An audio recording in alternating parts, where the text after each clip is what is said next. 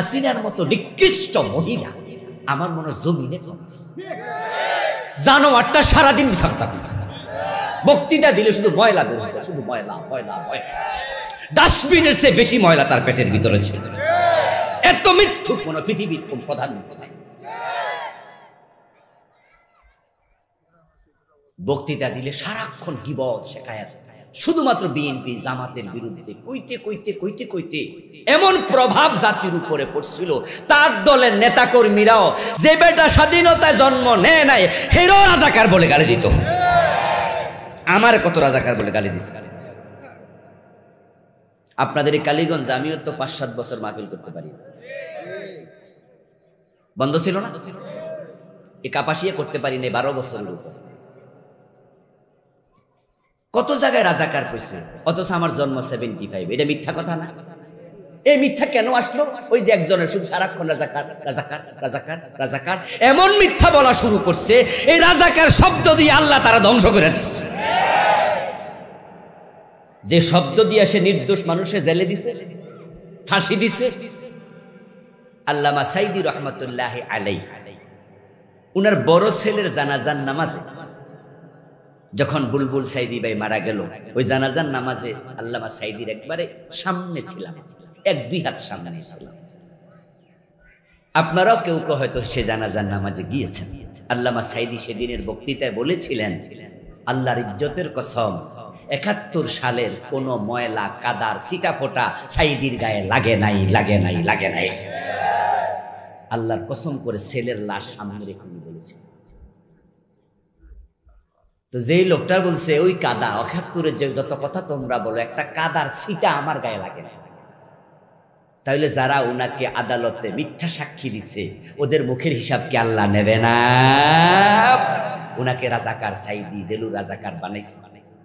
এই যে মিথ্যা বলতে বলতে বলতে বলতে শব্দ দিয়া ফাঁসি দিলা, এই শব্দ দিয়া জেল দিলা, আল্লাহ এই শব্দ দিয়া তোমাদের ধ্বংস ডেকে এনেছে।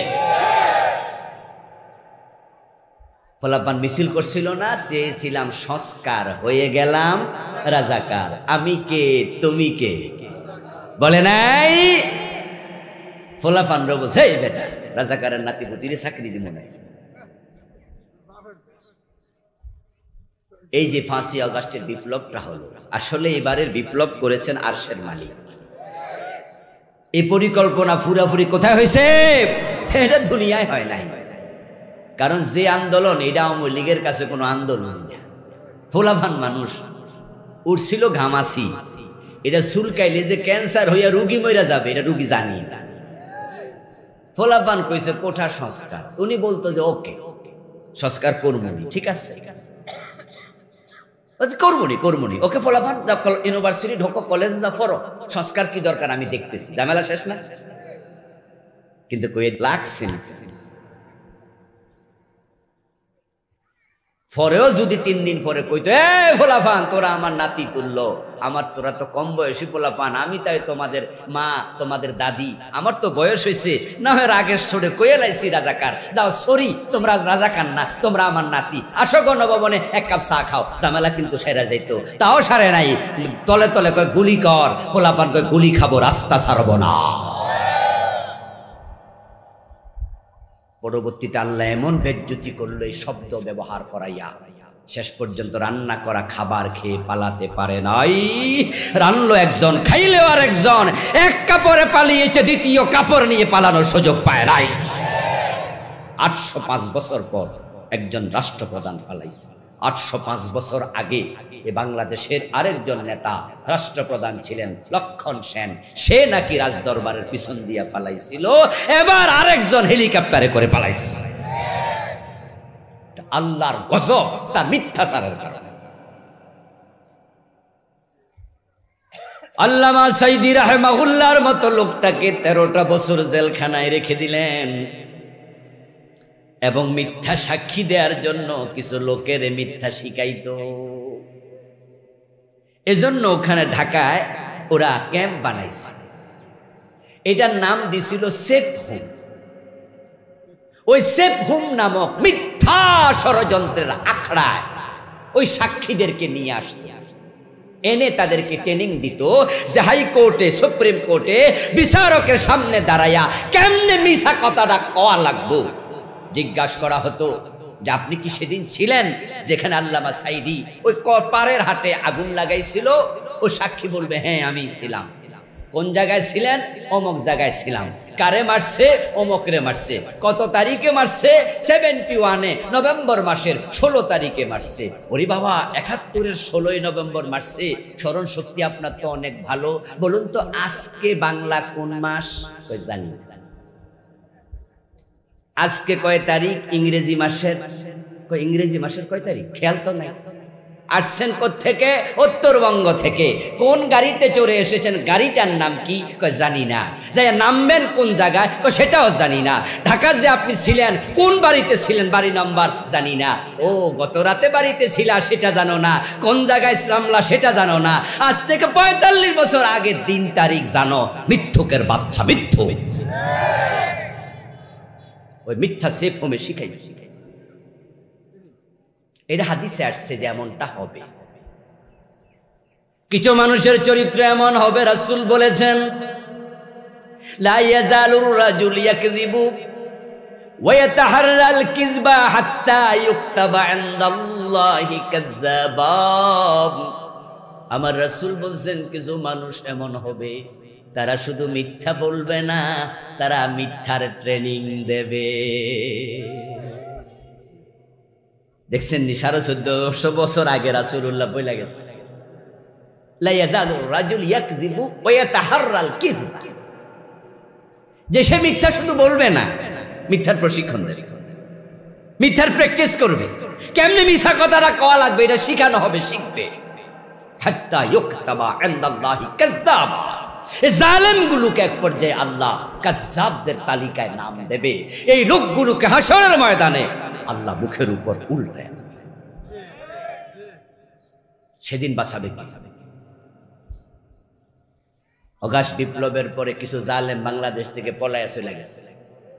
এই জালেমরা কি ভাবছে? জালেমরা ভাবছে কেউ কেউ অ্যাকাউন্টে আমার 100 কোটি টাকা আছে, 500 কোটি টাকা আছে, 1000 কোটি টাকা আছে। দেশ থেকে শত শত কোটি টাকা পাচার করছে এমন নেতা আছে না? আছে। মানি উনি তো বলছে উনার বাড়ির ফিয়ন কত কোটি টাকার মালিক? 400। তো ফিয়ন যদি 400 কোটি টাকার মালিক হয়, অফিসার কয় কোটি টাকার মালিক? আচ্ছা, ভাবছে কি? যেমন এই যে বেনজির, এই যে আপনাদের হাউন আঙ্কেল, আপনাদের বলছি কারণ এরপরেই তো কিশোরগঞ্জ, উনাদের অ্যাকাউন্টে নাকি টাকা, বেনজিরের টাকা নাকি 10,000 কোটি। আল্লাহ ভালো জানে, পত্রিকার রিপোর্ট সব ঠিক না। যে 10,000 কোটি বাদ দেন, 500 কোটি তো এই 500-700 কোটি টাকা দিন যদি 1 লাখ টাকাও খরচ করে তাও টাকা শেষ হবে না, এর আগে মরে যাবে। এত টাকা, অঙ্ক তো বিশাল। আর এই টাকা যদি ব্যাংকে রাখে প্রতি মাসে বাচ্চা দেবে না, ডিম দেবে না? ও সুদের টাকা খাইলে তো এনাফ, আসল টাকা থেকে যাবে। আচ্ছা, এখন বলুন তো ওই ব্যক্তি কি ভাবছে? ভাবছে চলে আসছি লন্ডন, চলে আসছি কানাডা, বাংলাদেশে জীবনে প্রয়োজনে আর ফিরবো না। ঠিক আছে, তাহলে তোমরা যে ফাঁসিতে ঝুলাইছি, ও সাইদি তোমারে মেরে ফেলেছি। সুস্থ মানুষ। এক পর্যায়ে ওনাকে হাসপাতালে নিয়ে পরিকল্পিতভাবে জালেমগুলো হত্যা করেছে। 8-10 দিন আগে নয়া দিগন্ত পত্রিকা রিপোর্ট করেছে আল্লামা সাঈদীকে রয়ের প্রেসক্রিপশনের আলোকেই হত্যা করা হয়েছে। আমরা তখনই ধারণা করেছিলাম যে এটা হত্যাকাণ্ড, কারণ তিনি অসুস্থ হলে গাড়ি থেকে নেমে এত সুন্দর করে সালাম দিতেন না। উনি তো হার্টের রোগ, ওরা বলছে হার্টে প্রবলেম, ব্লক তো আগেই ছিল, রিং ছিল পড়ানো। আমরা তুমি 103 ডিগ্রি জ্বর হইলে তো হাসি আইয়া না। আর উনি কত সুন্দর করে হাসি দিয়ে জিজ্ঞাসা করছে আপনারা কেমন আছেন? বলে নাই? ছবি আপনারা দেখেছেন। ওনার ছেলে নাসিম সাঈদী, যিনি 4 নাম্বার ছেলে, আব্বা আসছে শুনে তিনি চলে গেছেন হাসপাতালে। সেদিন রাতে আমিও হাসপাতালে গিয়েছিলাম, যেদিন তাকে শহীদ করা হয়। নাসিম ভাইয়ের সাথে আমার সেখানে দেখা হয়েছে। মাসুদ ভাই ছিলেন আমেরিকায়, শামীম ভাই ছিলেন বাহিরে। নাসিম সাঈদী ফজরের পর চলে গেল, বাবা আসছে শোনার সাথে সাথে মৃত্যু পর্যন্ত নাসিম সাঈদীকে তার বাবার সাথে দেখা করতে তারা দেয়। পরিকল্পনা ছিল হত্যা করবে। এখন কি ভাবছে? ভাবছে যাব না আর কানাডা থেকে। কি করবি তোরা? এই তোরা কি করবি? কিচ্ছু করতে পারবি না, কোটি কোটি টাকা আছে, বেঁচে গেলাম, দেশে ফিরবো না। আমি বলছি দোস্ত ঠিক আছে বেঁচে গেলা, কিন্তু হাসরের ময়দানে যখন আল্লাহ উল্টাবে তখন তোমারে বাঁচাবে তোমার কোন বাবা? সেদিন বাঁচাবে কোন নেতা? আমার সামনে আপনারা যারা আছেন, আখেরাতে সবার বিশ্বাস আছে না? তো রাসূল বলতেছে আল্লাহ কিছু মানুষকে মুখের উপর উল্টাইয়া দেবে। কিলা ইয়া রাসূলুল্লাহ কাইফা ইয়ামশুনা আলা উজুহিহিম, প্রশ্ন করা হলো রাসূল মুখের উপরে মানুষ আবার কেমনে হাঁটবে? আল্লাহর নবী জবাব দেন আল্লাযী আমশাহুম আলা আকদামিহিম কাদিরুন আলা ইউমশিয়াহুম আলা উজুহিহিম, যে আল্লাহ মানুষকে দুনিয়ায় পায়ের উপরে হাঁটান, কিয়ামতের দিন মুখের উপরে হাঁটানোর ক্ষমতা আল্লাহর আছে না নাই? মুখের হেফাজত করেন। মানুষ বললে মিথ্যা বলবেন না, মিথ্যা সাক্ষী দেবেন না। সুখরঞ্জন বালি যেই লোকটা হিন্দু, আল্লামা সাইদির বিরুদ্ধে আদালতে মিথ্যা সাক্ষী দিতে রাজি হয় না। একটা হিন্দু যদি বোঝে তোরা মুসলমানের কুলাঙ্গার সন্তান, তোরা বুঝলি না।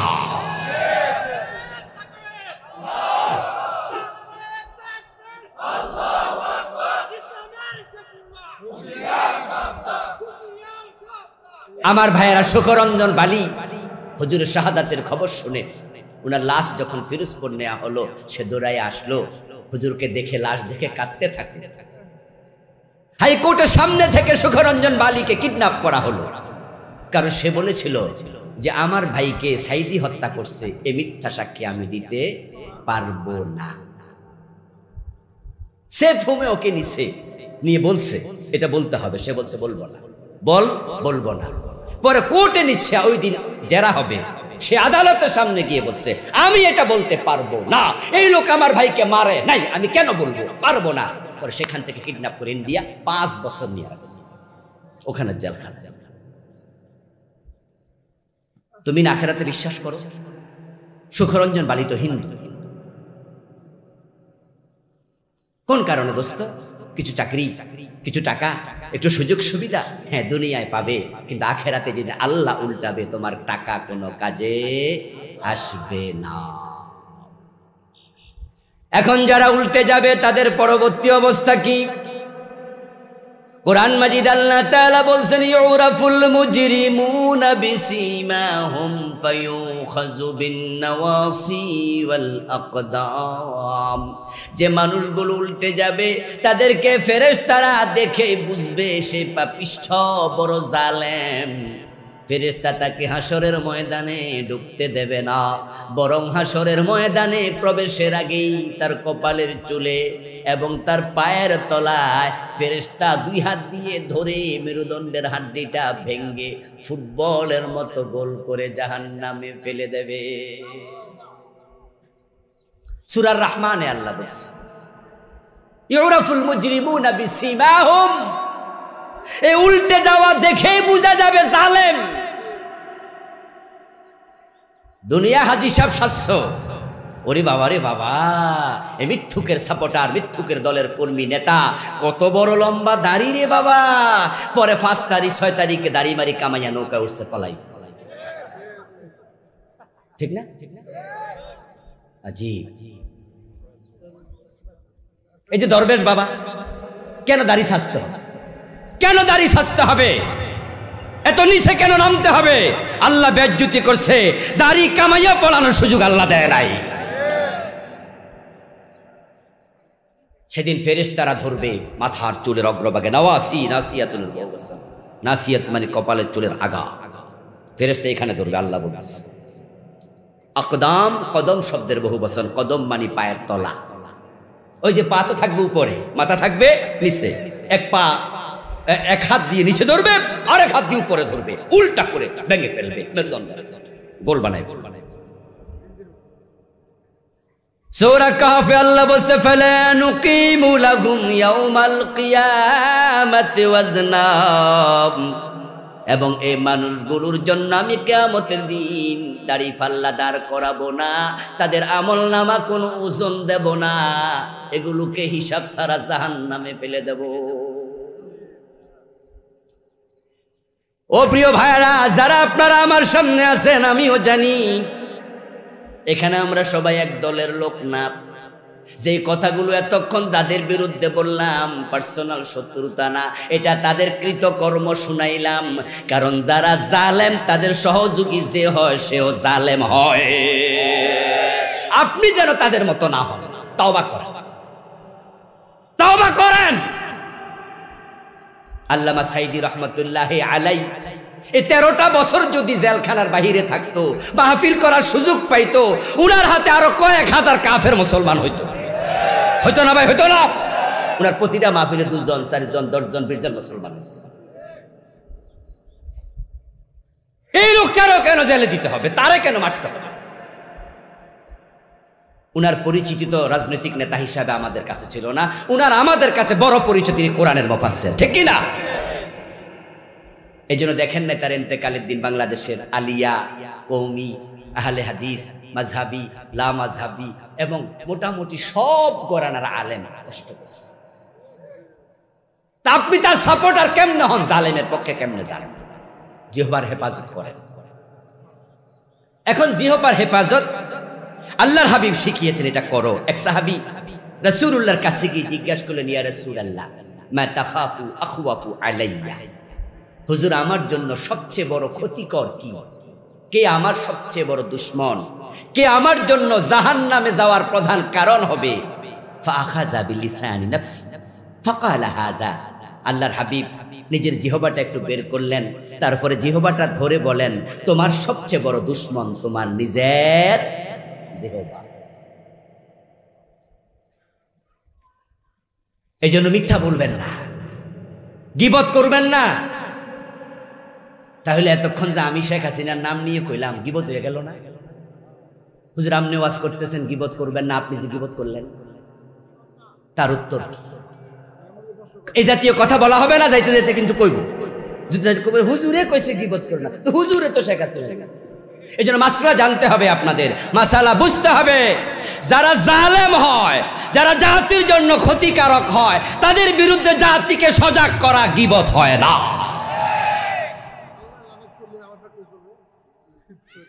আপনারা বলুন তো, কোরআনে ফেরাউনের কথা আছে না নাই? আচ্ছা, আজ পর্যন্ত ফেরাউনের পক্ষে আমরা কয়জনে কইছি? তো তাইলে গীবত হইতেছে না? মাসালা বুঝতে হবে। যদি উনারা ইসলামওয়ালাদের সাথে এই আচরণগুলা না করতো, তাহলে কি আমরা কথাগুলা বলতাম? হেফাজতের হাজার হাজার কর্মী, হাজার হাজার আলেম শাপলা চত্বরে মে মাসের 5 তারিখে গেছিল। তাদের যে দাবিগুলো ছিল, সেখানে কোনো রাজনৈতিক দাবি ছিল? 1 নাম্বার দাবি ছিল সংবিধানে আল্লাহর উপর আস্থা এবং বিশ্বাস পুনঃস্থাপন করো, যেটা সংবিধানে ছিল, শহীদ প্রেসিডেন্ট জিয়াউর রহমান করেছিলেন। এর আগে তো বিসমিল্লাহটাও ছিল না, ঠিক কি না? ছিল নাকি?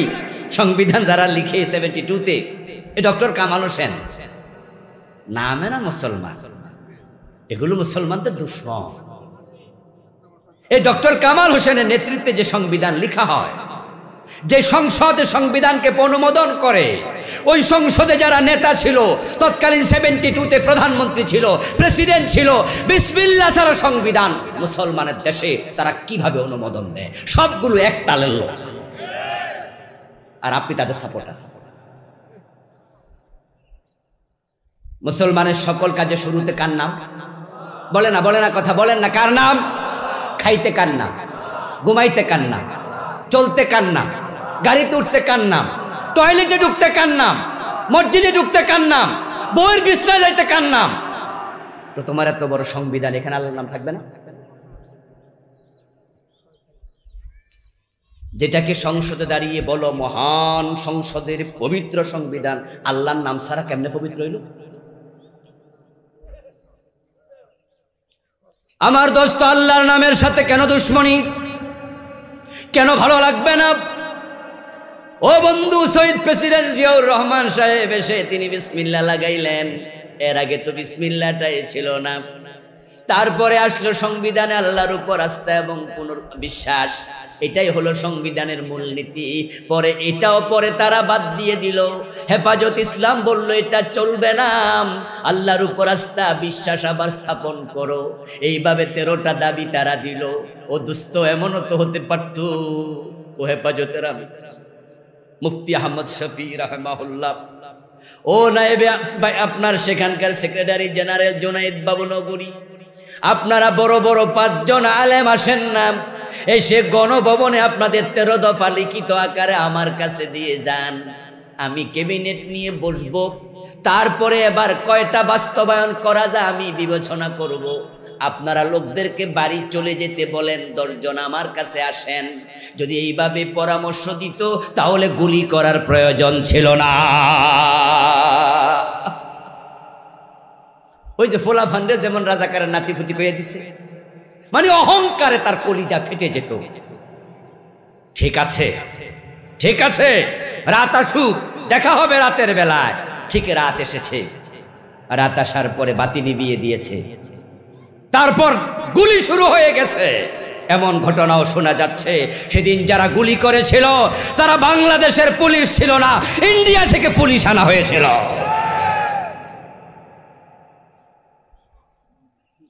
গুলি করলেন আলেমদের, ফাঁসি দিলেন আলেমদের, সাইদির মতো লোককে জেলে দিলেন। এখন আপনাদের বিরুদ্ধে এগুলা বললো বুঝি গীবত হবে, তাহলে ফেরাউনের দোষটা কি? ঠিক কিনা, ঠিক কিনা? ওই ফেরাউনও তো নবী মুসারে মারছিল, মারতে গেছিল। বন্ধুরা আমার, গীবত কি? গীবত হলো কারো ব্যক্তিগত দোষ চর্চা, যেটা দেশ এবং জাতির জন্য ক্ষতিকারক নয়। বড় সাবধান।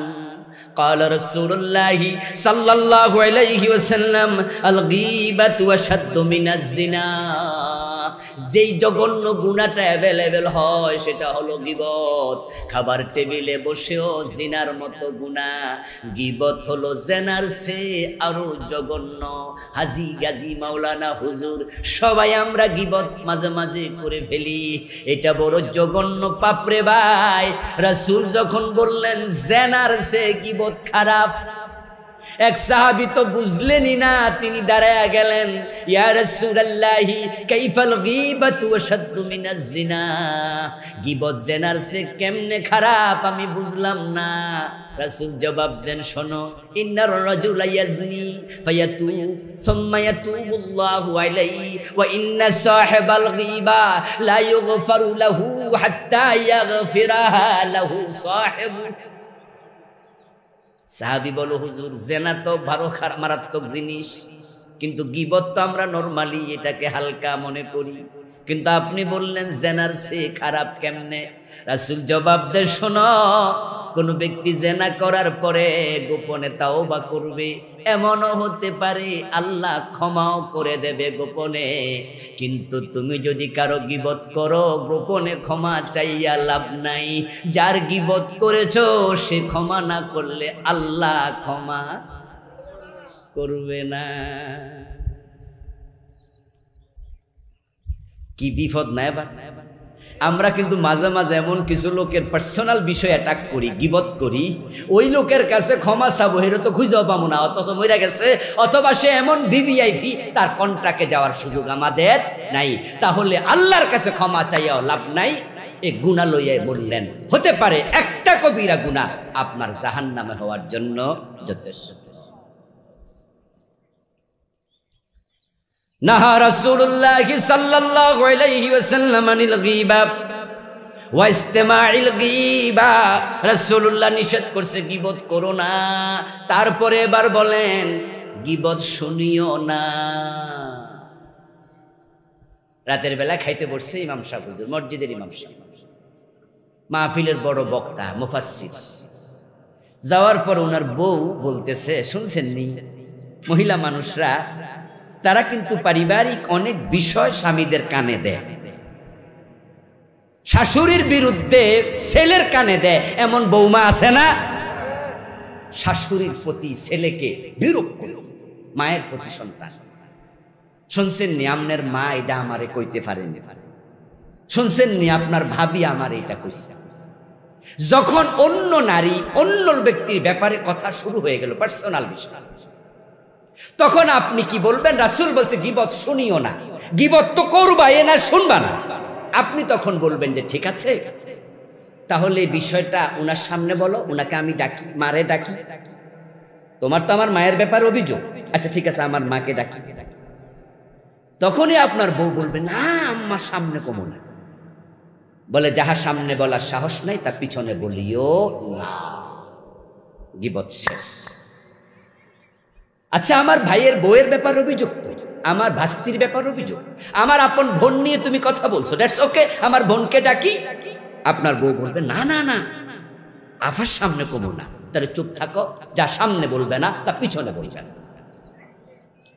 কিন্তু আমরা কি করি? আমরা এবার শুনতেছি মনোযোগ দিয়া, কারণ বউ তো আমার প্রেয়সী, আমার কাছের মানুষ, আমার মহব্বতের একজন কলিজার টুকরা, আমার অর্ধাঙ্গিনী, উনি বলবে আমি শুনবো না, এটা কি হয়?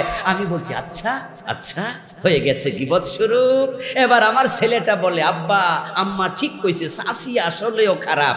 এবার আমার মাইয়া কয় আব্বা আরো খারাপ।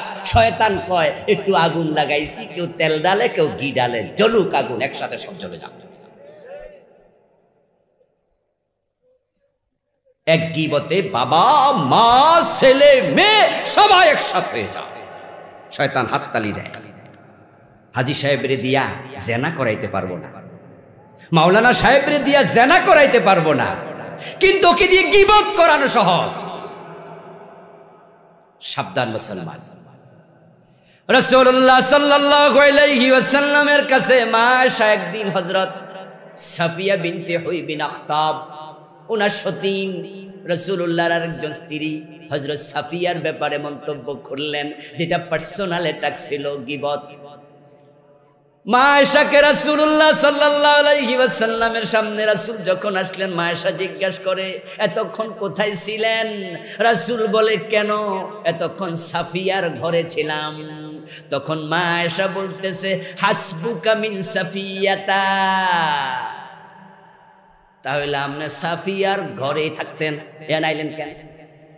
স্বামী স্ত্রীর কিছু হালকা টকজল মিষ্টি আলাপ। সতীন তো সতীনের ঘর থেকে আসছে, মা আয়েশা গড়ির দিকে হয়তো তাকাচ্ছে, গড়ি তো তরকারি ছিল না, সময়ের দিকে দেখছে, কিরে ওই ঘরে এত সময় কেন দেয়, আমার ঘরে কেন আসছে না? হয়তো রাসূলকে পাওয়ার জন্য উনি উদ্গ্রীব, তাই বলছে এতক্ষণ সাফিয়ার সাথে গল্প করছিলাম।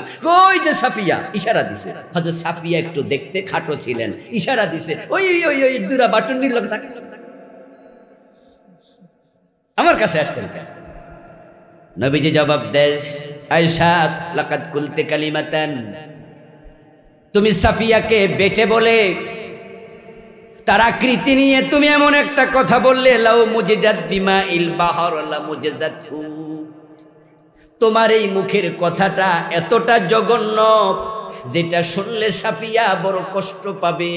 আমার আকৃতি নিয়ে আয়েশা আমারে খোঁটা দিছে, তোমার কথাটা এতটাই জঘন্য, সমুদ্রের পানিতে যদি মিশানো হয় সমুদ্রের পানি সহ নাপাক হয়ে যাবে। গীবত ব্যক্তিগত এটা। আল্লাহর হাবিব জিজ্ঞাসা করছে তাদরুনা মাল গীবা, এ আমার সাহাবারা গীবত আসলে কি বোঝো? কালু আল্লাহু ওয়া রাসূলু আলাম, সাহাবারা বলে আল্লাহ এবং রাসূল ভালো জানে গীবত কাকে বলে, আমরা জানি না ভালো। রাসূল জবাব দেয় গীবত হচ্ছে যিকরুকা আখাকা বিমা ইয়াকরা, তোমার ভাইয়ের পিছনে তুমি তাকে নিয়ে এমন কথা বললে যেটা সে কষ্ট পাবে, শুনলে অপছন্দ করবে। আমার পিছনে আপনি বললেন যে আবুল কালাম আজাদ হুজুর মাশাআল্লাহ ভালো ওয়াজ করে, এটা গীবত। যদি বলেন যে কি যে কয় কিছু বুঝি না, এটা হলো গীবত। আমি যদি শুনি যে কি রে কইল রে, এই 1 ঘন্টা লাগাই এত কষ্ট করে বুঝাইলাম, উনি কইল কিছু বলে বুঝেই না, তাহলে আমার ব্যাপারে কি মন্তব্য? বললাম যে এই লোকটা ভালো না, লোকের ভাষা ভালো না, এই কথাটা পিছনে বললেন, এটা গীবত, শুনলে সে কষ্ট পাবে। এবার সাহাবী বলছি ইয়া রাসূলুল্লাহ ওয়া ইন কানা ফি আখি মা আকুল, হুজুর আমি যে বলেছি যাহা তাহা যদি আমার ভাইয়ের ভিতরে থাকে এটাও কি গীবত? আমি তো মিথ্যা বলিনি, আসলে তার মুখের ভাষা খারাপ। রাসূল বলে হ্যাঁ, ও ইন কানা ফি আখি, তোমার ভাইয়ের মাঝে যদি সেটা থাকে, ফাকাদ গাতাবতা ফাকাদ বাহাত্তাহু, তুমি যদি সত্যটাই বলো তার পিছনে কেন বললে, এজন্য গীবত হলো। আর যদি সে এটা না করে তুমি বানাইয়া বলো, আরো জঘন্য, এটা অপবাদ, এটা বহতান, এটা আরো খারাপ। তাহলে গত 15 বছর যে সমস্ত আলেমদের বিরুদ্ধে মিথ্যা মামলাগুলো হয়েছে, এটা কি গীবত না অপবাদ? ওইটা ছোট হয়েছে না আরো বড় খারাপ হয়েছে? আরো জঘন্য, পুরা রাষ্ট্রযন্ত্র অন্যায়ের উপরে ভাসমান আছে। মামুনুল হক ভাইকে ধইরা নিল, তারপরে মামলা দিল বউরে দিয়া। কি আসি, কি আসি, তাও কিসের মামলা? দর্শন। আচ্ছা, বউ বুঝি দর্শন করা লাগে, তো বেডি বউ হয়েছে কেন? তারা প্রশ্ন করছে, উনি যে আপনার বউ তার প্রমাণ দেন, দেখেন আপনার কাবিন নামা। আচ্ছা, আমরা যে বউ লইয়া বিভিন্ন জায়গায় যাই, কাবিন নামা লইয়া যাই। আচ্ছা, বাংলাদেশে আর দ্বিতীয় কোনো ব্যক্তি খুঁজে পাবেন যার বউ প্রমাণের জন্য কাবিন নামা চাওয়া হয়েছে? তো মামুনুল হকের কি দোষ ছিল? হ্যাঁ, অপরাধ ছিল একটা। সেটা হলো যখন বস্ত গোলা, ওই যে মূর্তি একটা বানাইতে চাইছিল, বিশাল জায়গা বানাইছিল, কিন্তু লাখ লাখ টাকা খরচ করে নাকি বিশাল বড় মূর্তি, বঙ্গবন্ধুর মূর্তি বানাইছে, এটা এনে বসাবে। উনি একটা জনসভায় বলছিলেন, এখানে মূর্তি বসালে বুড়িগঙ্গায় ফেলে দেয়া হবে। মনে আছে না নাই? উনি বলছে বুড়িগঙ্গায় ফেলে। আচ্ছা, মূর্তির বিরুদ্ধে মুসলমান কথা বলবে না? মুসলমান কি মূর্তি বানাবে না ভাঙবে? ইব্রাহিম নবী ভাঙছে না বানাইছে? শাহজালাল ভাঙছে না বানাইছে? আমাদের প্রিয় নবী মুহাম্মদ 360টা মূর্তি কাবা থেকে সরাই দিয়েছে, সরাই নাই? জাল হাক্কু ওয়া যাহাকাল বাতিল ইন্নাল বাতিলা কানা যাহুকা। সত্য এসেছে, মিথ্যা থাকবে না। মুসলমান মূর্তি বানাতে আসে নাই। তারা লাগাতার 15 বছর ক্ষমতা পাইয়া এমন বেপরোয়া হয়ে গেল যে আমরা আলেমরা বলেছি, আরে বাবা, মূর্তি বানায়ও না, রহমতের ফেরেশতা নামবে না, এটা হারাম, এটা নিষেধ। বঙ্গবন্ধুর প্রতি আমাদের অশ্রদ্ধা নাই, উনাকে আমরাও ভালোবাসি, তিনি স্বাধীনতার স্থপতি ছিলেন, কিন্তু তাই বলে মূর্তি বানাতে হবে কেন? মূর্তি তো আমার বাবারটা বানাইলে আমি তারও বিরুদ্ধে কথা বলবো, এটা আমার ঈমান। কথা কি ক্লিয়ার না? কেউ যদি আমার বাবার মূর্তি বানাতে চায়, আমরা বলবো বানান? বলবো না, এটা অসম্ভব। না না না, হুজুররা বোঝে না, হুজুররা বোঝেই না। আমরা তো মূর্তি বানাই না, আমরা বানাই ভাস্কর্য। আহারে, অন্দরে হাইকোর্ট দেখাইছে, নাম পাল্টাইছে, এই চাচা সুদ খান, না না সুদ খাই না, মুনাফা খাই। এখন আরবিতে খায়, আগে বাংলায় খাই। বাড়াবাড়ি রেজাল্ট ভালো হয় না, তার ফলাফল 5 তারিখে নিজের চোখে তোমরা দেখেছো। এই মরা মানুষটা এতটা বেজ্জতি এই বাংলাদেশে হোক, এটা আমরাও চাই না। এমন মূর্তি ছিল যেটার মাথায় উঠে প্রস্রাব করা হয়েছে, ঠিক কিনা? আপনারা দেখেন না ভিডিওতে? কেন মরা মানুষটাকে বেজ্জতি হতে হবে? বাড়াবাড়ির ফল কখনোই ভালো হয় না। আমার বন্ধু, মুখের হেফাজত করুন, মিথ্যা বলবেন না। কাল রাসূলুল্লাহ সাল্লাল্লাহু আলাইহি ওয়াসাল্লাম, ইযা কাযাবাল আবদু তাবাদানহুল মালাকু মাইলান মিন্নাতি মা জাআ বিহি। প্রিয় নবীজি বলেন, যখন আল্লাহর কোনো বান্দা মিথ্যা কথা বলে, তার মুখ থেকে এমন দুর্গন্ধ বের হয়, ওই দুর্গন্ধের কারণে তার সাথে যে রহমতের ফেরেশতা ছিল 1 মাইল দূরে চলে যায়। এবং একজন মানুষ যখন মৃত্যু হয়ে যায়, মিথ্যা কথা বলতে থাকে, তখন ওই ব্যক্তি থেকে আল্লাহ রহমতের চাদর সরায়া নেন। রাসূল বললেন, কাবুরাত খিয়ানাতান, এটা সবচেয়ে বড় নিকৃষ্ট খেয়ানত, আনতু হাদ্দিসা রাজুলান, তুমি একজন ব্যক্তির সাথে এমন কথা বললে, ওয়া হুয়া বিকা মুসাদ্দিক ওয়া আনতা বিহি কাযিব, তুমি বলার পরে সে মনে করলো তুমি সত্য বলেছো, অথচ তুমি মিথ্যাবাদী। এর চেয়ে বড় খেয়ানত হতে পারে না।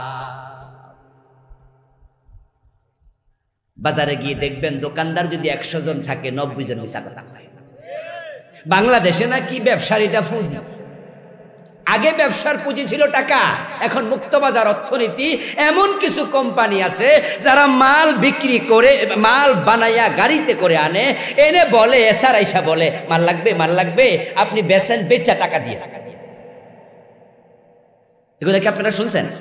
এসার কোম্পানি আইসা টাকা দিয়ে একবার মাল দিয়া যায়, পরে দিন আগামী সপ্তাহ টাকা দিয়ে। এই জন্য মুক্তবাজার অর্থনীতিতে, প্রতিযোগিতার মার্কেটে এখন পুঁজি হলো মিশা ছাপাবাজি। যার ছাপার জোর যত বেশি সে তত বড় ব্যবসায়ী। হ্যাঁ, বাহ, কি বুদ্ধি কয় কি জানেন হুজুর? আরে আমনে আইছেন, আপনার থেকে ব্যবসা করুন। এই ভাই পাঞ্জাবি কত কত? হুজুর 850 টাকা দেন। আমি বললাম বলেন কি, এইটুকু পাঞ্জাবি 850? বলো হুজুর কি যে খন, কিনে তো আছে 600, তো 200-250 টাকা ব্যবসা দিবেন। আচ্ছা যান, বাদ দেন 600 দেন। আমি তো মনে মনে এত খুশি, যাক হুজুর হইছি, কি জিতছি। পুরা ব্যবসাতে কাইটটা দিল 250 বাদ, 600 টাকা দিলাম। গনে গনে যাওয়ার সময় বলো হুজুর ব্যবসা করি নাই, কিন্তু দোয়া করতে। আমি তো খুশি মনে দোয়া ভইরা দিব। যখন দোকান থেকে বের হইছি তখন তার দোকানে ছোট্ট কর্মচারী বলতেছে, চাচা এটা তো 300 টাকা দিয়ে কিনছেন, 600 কইলেন। তখন বলে, এই বেটা ব্যবসা শিখ, তোর বাবা আমার দোকানে দিয়া গেছে ব্যবসা শিখাইতে, ব্যবসা শিখ।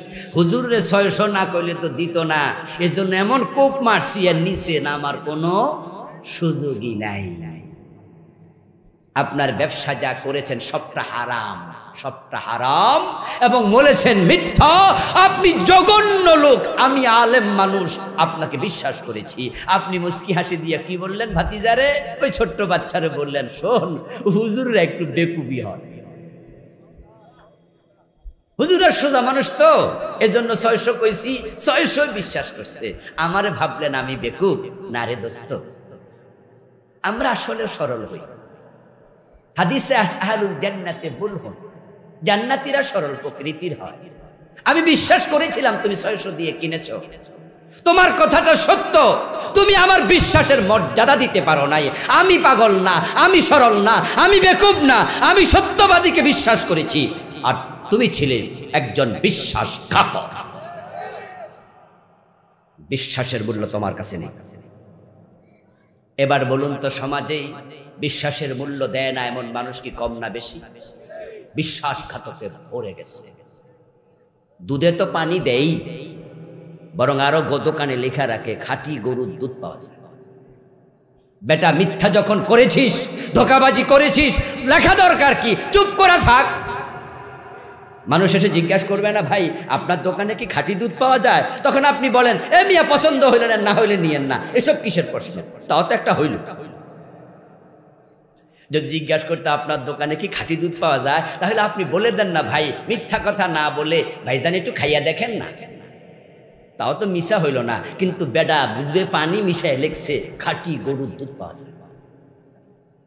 বেটা ছোট ছেলে কয়, বাবা দুধে এমনি পানি দেও, এটা প্রতারণা, গুনাহ। আবার মিশা কথা লেখছো তো আরেক গুনাহ। ধমক দিয়া কয়, তুই কি বোঝাস? মিশা লেখি নাই, আমি তো লিখি নাই যে গরুর খাঁটি দুধ, আমি লিখছি খাঁটি গরুর দুধ। গরু তো খাঁটি, দুধ এনার সমস্যা। আহা আহা, ছেলেকে বুঝাচ্ছ তুমি খুব চালাক, তুমি খুব চালাক। চালাকি আল্লাহর সাথে চলবে না। সবকিছু লেখার জন্য গর্দানে ক্যামেরা আছে না নাই?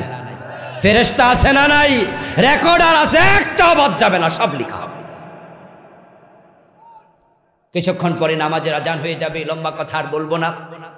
করবেন না ছগলখড়ি, একজনের কথা আর একজনের কাছে গিয়ে লাগাবেন না। আজকে মা বোনদেরকে বলবো, আমার পাশের প্যান্ডেলে মা বোনরা আছে, শুধুমাত্র কান কথার কারণে অনেক পরিবারে ভাঙ্গন তৈরি হয়। ভাই ভাই ভাঙ্গন, আহারে ভাই বড় ধন, রক্তের বাঁধন। পরে আছে যদিও পৃথক হয়, নারীর কারণ। জানি না কে কবিতা লিখেছে, কথা কিন্তু অসত্য নয়। আপন ভাইয়ে ভাইয়ে দ্বন্দ্ব হয়ে যায় শুধুমাত্র একটা নতুন মেয়ে ঘরে এসেছে, ওই ভাবির কারণে, বউয়ের কারণে মায়ের বুক থেকে সন্তান কেড়ে নিয়ে যাও। ও মা, ও বোন, তোমাকে বলছি শোনো, তুমি নববধূ, তোমার স্বামীকে তুমি আলাদা একবারে নিয়ে থাকতে চাও ভিন্ন ঘরে, মায়ের বুক থেকে কেড়ে নিও না তার মায়ের কলিজার টুকরা সন্তানকে। যদি তাই করো, অপেক্ষা করো, তোমার সন্তানকেও আরেকজনের মেয়ে তোমার বুক থেকে কেড়ে নেবে। কামা তাদিনু তুদান, আরবি প্রবাদ, যেমন কর্ম তেমন ফল। লাগাবে তুমি আম গাছ, এই গাছে জাম ধরবে ভাবো কেমনে? যাহা করিবে তাহাই পাবে। ভাই থেকে বোন কেড়ে নিও না, ভাইয়ে ভাইয়ে দ্বন্দ্ব লাগিয়ে দিও না, স্বামী স্ত্রীতে গন্ডগোল লাগাইও না। পুরুষদের মাঝে অনেকে স্বভাব আছে, গন্ডগোল লাগাইয়া মুস্কি মুস্কি হাসে, কজা লাগাই দিছি। এই কাজটা কি মানুষের না শয়তান? শয়তান।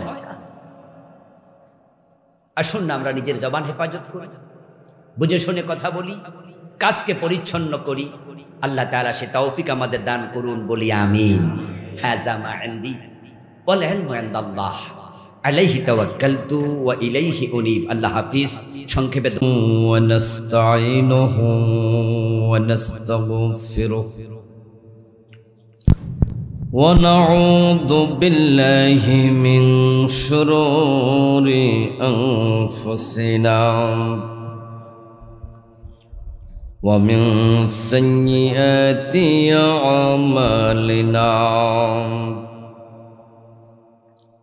من يهد الله فلا مضل له ومن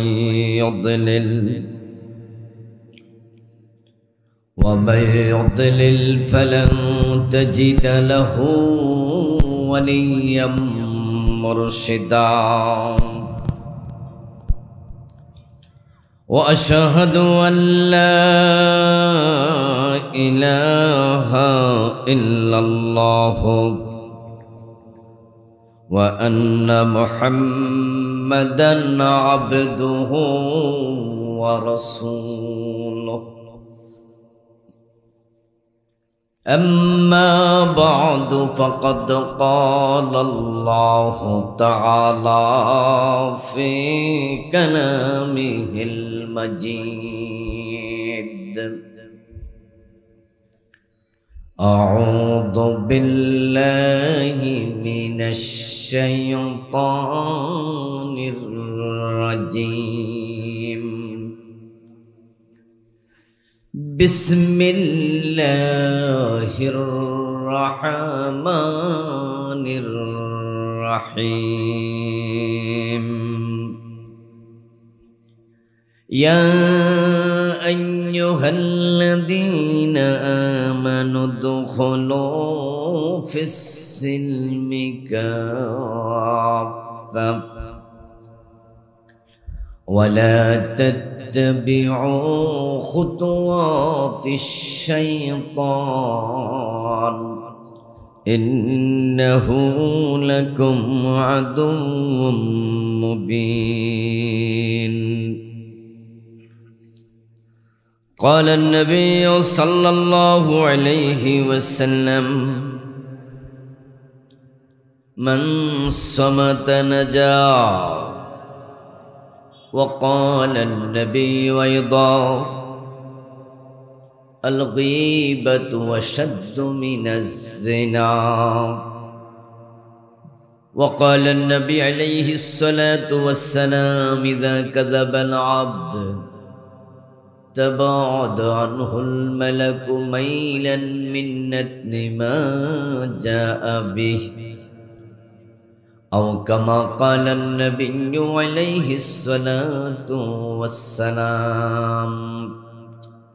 সকলে মেহেরবানি করে দুরূদ শরীফ পড়ুন। আল্লাহুম্মা সাল্লি আলা মুহাম্মাদিন ওয়া আলা আলি মুহাম্মাদ কামা সাল্লাইতা আলা ইব্রাহিম ওয়া আলা আলি ইব্রাহিম ইন্নাকা হামিদুম মাজিদ।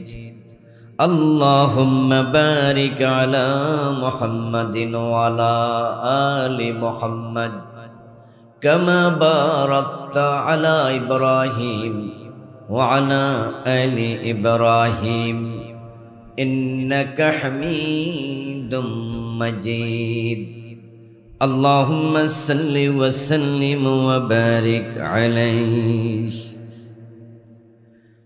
আজমতপুর হাফিজিয়া মাদ্রাসা ও এতিমখানা কমিটি কর্তৃক আয়োজিত 3 দিন ব্যাপী 13তম বার্ষিক তাফসীরুল কোরআন মাহফিলের আজকে সমাপনী দিবসের সম্মানিত সভাপতি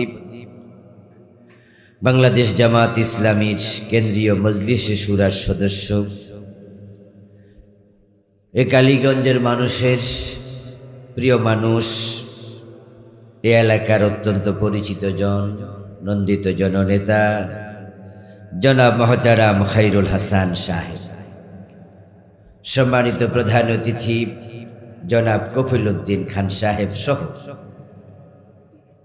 অন্যান্য সম্মানিত মেহমান বৃন্দ, মহতারাম মৌলানা এস.এম. আব্দুল হান্নান বেলালী সাহেব সহ মাহফিলের সম্মানিত আলোচক বৃন্দ, উপস্থিত মহতারাম উলামায়ে কেরাম, ইসলাম প্রিয় তৌহিদি জনতা, পর্দার অন্তরালের সতী সাধবী, সম্মানিত মা ও বোনেরা, প্রিয় ভাইয়ের, আপনারা কেমন আছেন? বসার ডিজাইনটা সুন্দর হয় না, প্যান্ডেলের বাহিরে বসে কেন মজা পায় আমি জানি না। তা আমি তো কথা বলবো এদিকে তাকায়, এখন তো প্যান্ডেল মনে ঘুরাই দিতে হবে। আমরা ডিজাইনটা একটু সুন্দর করতে চাই, আপনারা আমাকে একটু সহযোগিতা করবেন। আমরা যতজন আছি মাহফিলে আমরা একটু 30 সেকেন্ডের জন্য একটু দাঁড়াবো, আমি সহ। মেহরবানি করে একটু দাঁড়ান তো, একটু দয়া করে সবাই সবাই প্লিজ।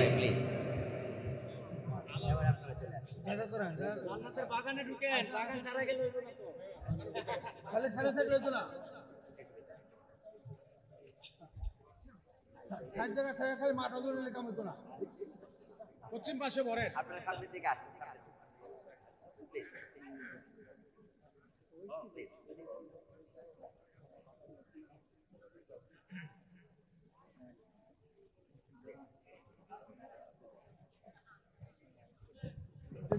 যারা পিছনে আছেন সামনে এসে বসে যান এবার। মাশাআল্লাহ, ডিজাইন কিছুটা মোটামুটি ঠিক হয়েছে না? হ্যাঁ, বসে যান একটু প্লিজ। আল্লাহ তাআলার শুকরিয়া, যিনি আমাদেরকে ভর দুপুর বেলায় কোরআনের আহ্বানে, কোরআনের এই ময়দানে উপস্থিত হওয়ার তৌফিক দিলেন, যিনি আমাদেরকে কোরআনের সাথে সম্পৃক্ত থাকার তৌফিক দিলেন, সুস্থতা দিলেন, কোরআনের কথা বলা, কোরআনের কথা শোনা, এটা আল্লাহর স্পেশাল রহমত।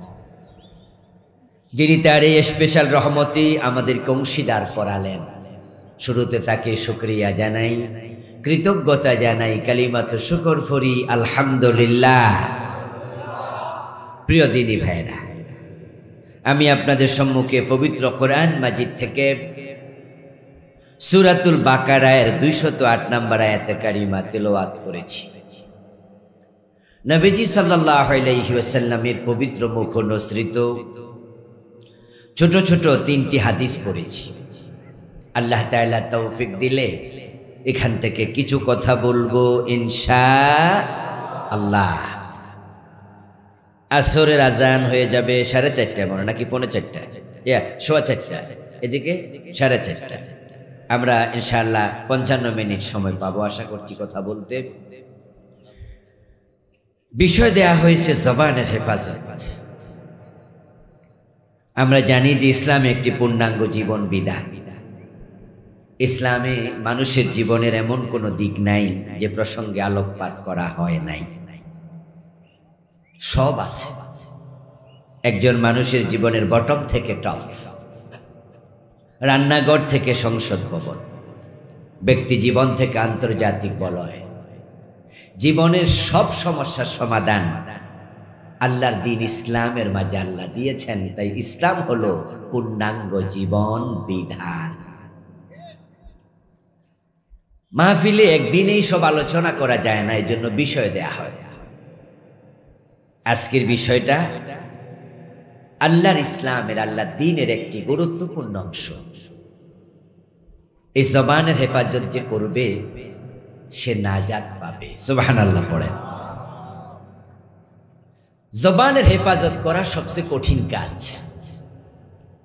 কারণ কথা বলতে পয়সা লাগে। বিদ্যুতের সুইচ লাগায় রাখবেন, ফ্যান চলতে থাকবে, মানুষ থাকুক আর না থাকুক পয়সা কিন্তু উঠবে। লাইট জ্বললে পয়সা উঠবে, ফ্যান চললে বাতাস দেবে, পয়সা উঠবে। কথা বললে যদি বিল উঠতো তাহলে আমরা কিন্তু কথা কমাই দিতাম। কোনো বিল দেয়া লাগে? লাগে না। এই জন্য কথা আমরা বলি, অনেকে কি বলি তা মনেও রাখি না। অথচ আল্লাহ তাআলা বলছেন, মা ইয়ালফিজু মিন কওলিন ইল্লা লাদাইহি রাকীবুন আতীদ। মানুষের দুই ঠোঁটের মাঝখান দিয়ে যতগুলো শব্দ বের হয়, একটা শব্দ বাদ যাবে না, সব আমলনামায় রেকর্ড করা হয়, কোনোটা বাদ নাই। তাই মুখে যা আসে বলবেন না, সামনে যা আসে খাবেন না, খাওয়ার আগে ভাববেন হালাল না হারাম, বলার আগে ভাববেন বলার অনুমতি আল্লাহ দিলেন কি দিলেন না, বলা জায়েজ না নিষেধ। যদি আপনি এটা না ভাবেন, মুখে যা আসে বলেন, সামনে যা পান তাই খান, তাহলে আপনি হয়তো পাগল, না হয় আপনি ছাগল। শব্দ শক্ত হয়ে গেল, কিন্তু আমার দোষ নাই। বাংলায় প্রবাদ আছে, পাগলে কিনা বলে কি, পরেরটা আপনারা কইবেন না, পরেরটা কি, ছাগলে কিনা খায়, এটা বাংলায় প্রবাদ। পাগলের মুখে যা আসে তাই বলে, আর ছাগল সামনে যা আছে তাতে মুখ দেয়।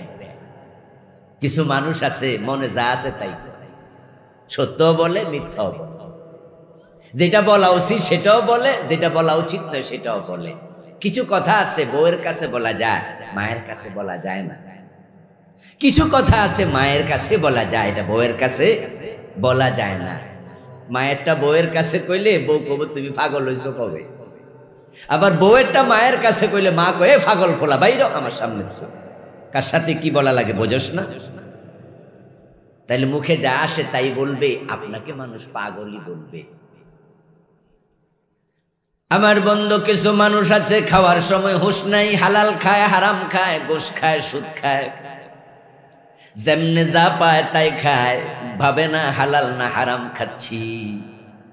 আমার রাসূল বলেছেন, ইয়াতি আলান নাসি জামানুন লা ইউবালিল মারউ মা খাযা মিনহু আমিনাল হালালি আম মিনাল হারাম। কিয়ামতের আগে একটা জামানা আসবে, মানুষ যা পাবে তাই পকেটে নেবে, তাতে মুখ দেবে, হালাল না হারাম এটা ভুলেই যাবে, তারতম্য করবে না। লাহুম কুলুবুন লা ইয়াফকাহুনা বিহা ওয়া লাহুম আ'য়ুনুন লা ইউবসিরুনা বিহা ওয়া লাহুম আযানুন লা ইয়াসমাউনা বিহা। তাদের বিবেক দিয়েছি, বিবেক খাটাবে না। চোখ দিয়েছি, ফরক করে দেখবে না। কান দিয়েছি, কান দিয়ে ভালো মন্দ বিচার করে শুনবে না। উলাইকা কাল আনআম, তারা আর মানুষের পর্যায়ে থাকবে না, তারা হয়ে যাবে গরু ছাগল। কে বলেছেন? আল্লাহ বলেছেন। বালহুম আদাল, বরং তারা আরো নিচে নেমে যাবে। যেই মানুষগুলো হিসাব ছাড়া খাবে, হিসাব ছাড়া বলবে, মুখের হেফাজত করবে না, তাদের হাসর সহজ না কঠিন। তাই রাসূলুল্লাহ সাল্লাল্লাহু আলাইহি সাল্লাম বলেছেন, মান সামাতা নাজাব, যে ব্যক্তি চুপ থাকতে শিখবে, কম বলবে, সেই মুক্তি পাবে। যে নিজের জিহ্বার হেফাজত করবে সেই নাজাত পাবে। এক সাহাবী রাসূল সাল্লাল্লাহু আলাইহি সাল্লামের কাছে গেলেন, গিয়ে প্রশ্ন করছেন, ইয়া রাসূলুল্লাহ মান নাজাত, হুজুর নাজাত কিভাবে মিলে, মুক্তি কিভাবে মিলে, জাহান্নাম থেকে কিভাবে পরিত্রাণ পাবো? জাহান্নাম থেকে বাঁচার চিন্তা আমাদের আছে না? এই প্রশ্নটা ওই সাহাবীর একা না, এটা আমাদেরও প্রশ্ন যে জাহান্নাম থেকে কেমনে বাঁচা যায়। ইয়া রাসূলুল্লাহি মান নাজাত, নাজাত কিভাবে মিলবে? আল্লাহর হাবিব সাল্লাল্লাহু আলাইহি ওয়াসাল্লাম ওই সাহাবীকে দুটি পরামর্শ দিলেন।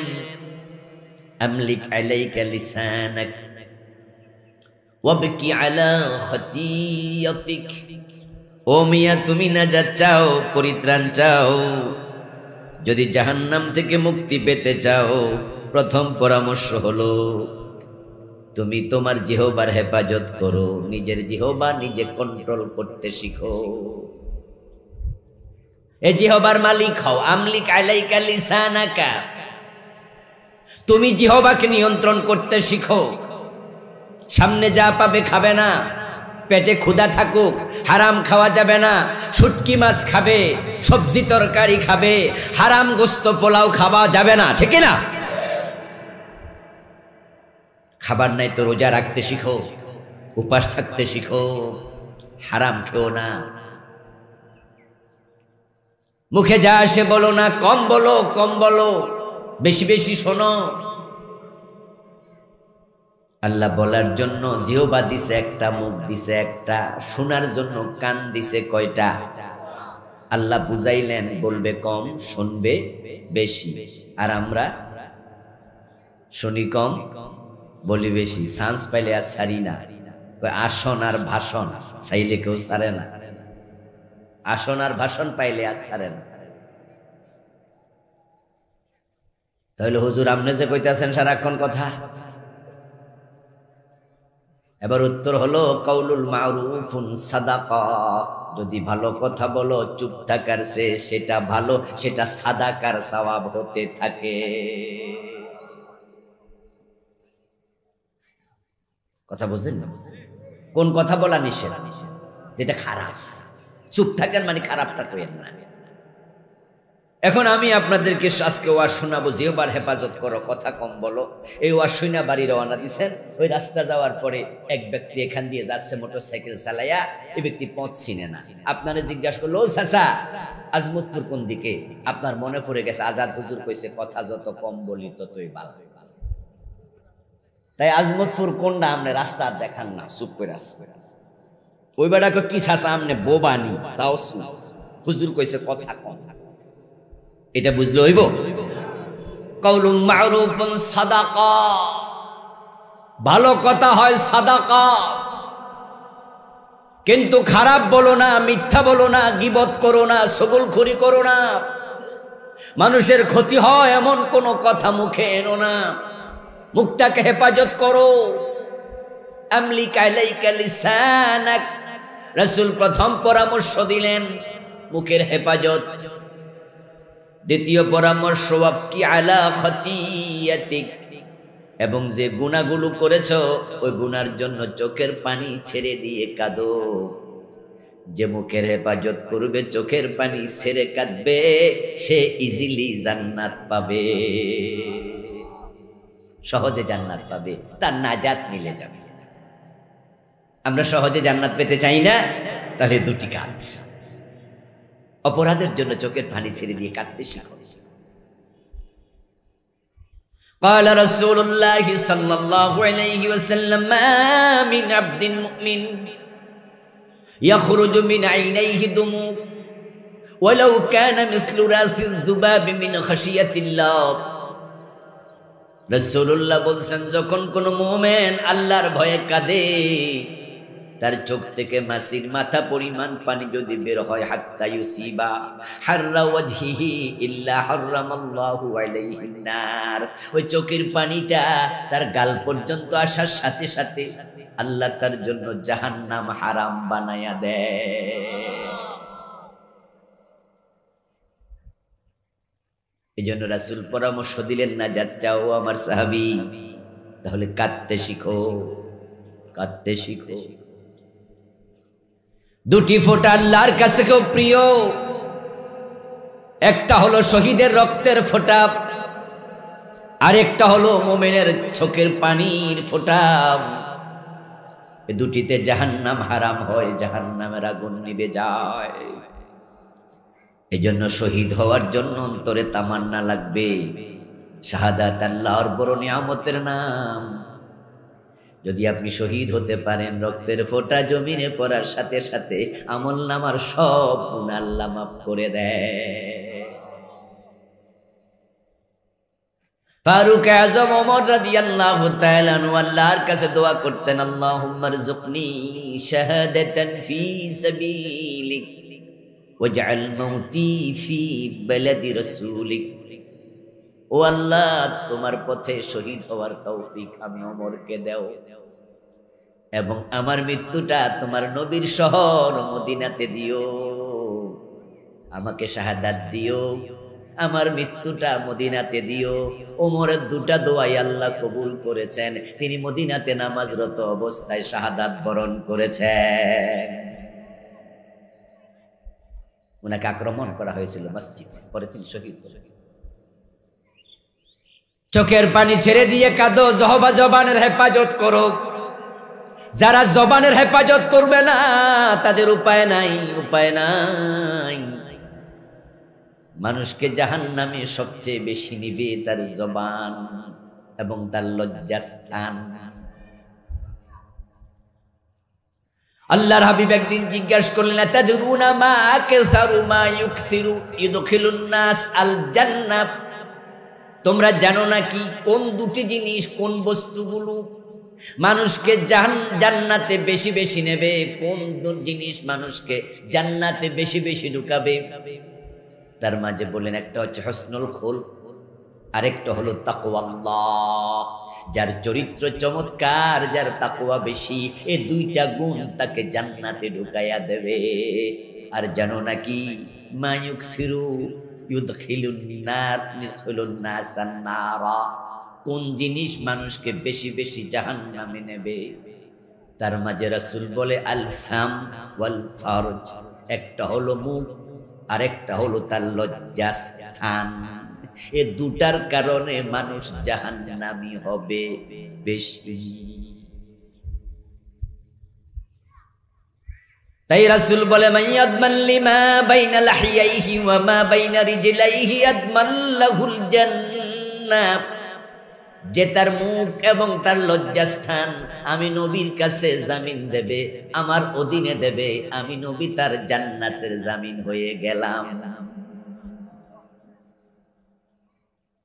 মুখ হেফাজত করো, লজ্জাস্থানের হেফাজত করো। রাসূল কয়, তোমার জান্নাতের জামিন আমি নবী হলাম।